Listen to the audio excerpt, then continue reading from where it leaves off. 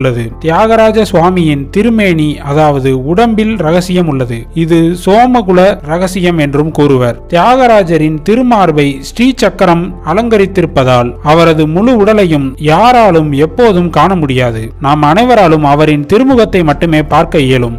மற்ற பாகங்களை அனைத்தையும் நகைகளால் மூடப்பட்டு அலங்கரிக்கப்பட்டிருக்கும். அபிஷேகத்தின் போதும் கரத்தின் ஒரு பகுதியையும், மார்கழி திருவாதிரையில் இடது பாதத்தையும், பங்குனி உத்திரத்தில் வலது பாதத்தையும் மட்டுமே நம்மால் தரிசிக்க இயலும். முழு திரு உருவத்தை நம்மால் எப்போதும் காண முடியாது. திருவாரூர் கோவில் சிதம்பரம் கோவிலை விட மிக பழமையானது என்பதற்கு ஒரே சான்று உள்ளது. அது என்னவென்றால், திருவாரூரில் பாடப்படும் தேவாரத்தில் மட்டும் திருச்சிற்றம்பலம் என்ற வார்த்தை குறிப்பிடுவது இல்லை. இந்த ஆலயத்தில் தாயரட்சை என்று அழைக்கப்படும் மாலை நேர அதாவது 6 முதல் 6:30 மணி அளவில் நடைபெறும் பூஜையில் தினமும் தேவர்களின் தலைவன் தேவேந்திரனே நேரில் வந்து தியாகராஜ பெருமானை வழிபடுவதாக இத்திருக்கோயிலின் ஐதீகம். திருவாரூரில் பிறந்தாலே முக்தி அடைந்து விடுவர் என கூறப்படுகிறது. திருவாரூர் தியாகராஜர் பவனி வரும் தேர் திருவிழாவை காண நம்முடைய இரு கண்கள் போதாது.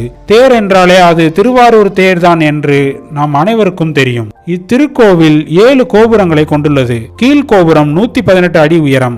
கோவிலில் மொத்தம் 5 பிரகாரங்கள் உள்ளன. இக்கோவிலின் தீர்த்தம் கமலாலய தீர்த்தம் என்று அழைக்கப்படுகிறது. மேலும் இத்திருக்கோவிலில் 4 தீர்த்தங்கள் உள்ளன.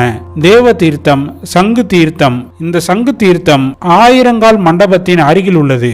கயா தீர்த்தம் இது ஊருக்கு வெளியே கேக்கரை என்ற பகுதியில் அமைந்துள்ளது. வாணி தீர்த்தம் இது மேற்கு